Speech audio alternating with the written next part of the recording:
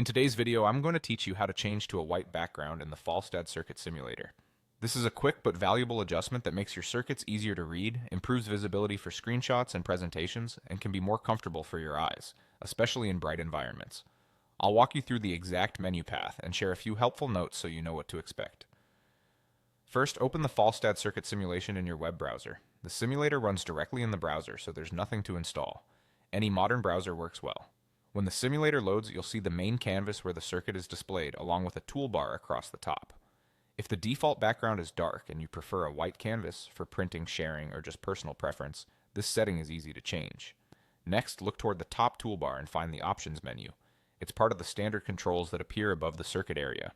Depending on your screen size, the interface may slightly rearrange itself, but the Options control will still be available in the top area of the simulator.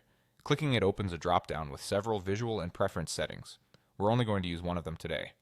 From that drop-down, select White Background. As soon as you click it, the canvas switches to a clean, white backdrop. This change is purely visual, so it won't affect how your circuit behaves, calculates, or simulates. It simply updates how the schematic and waveforms are presented on screen. Many people find that symbols and labels appear crisper against white, and it often makes exported images and documentation look more professional.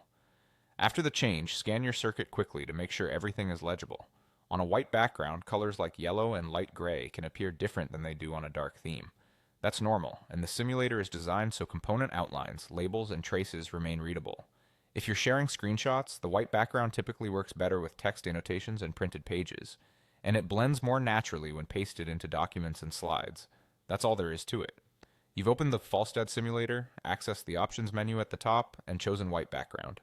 It's a small tweak that makes a big difference in clarity and presentation. If your workflow changes later, you can always revisit the same menu and pick a different look that suits your environment. Thanks for watching, and enjoy building and presenting your circuits with a cleaner, brighter canvas.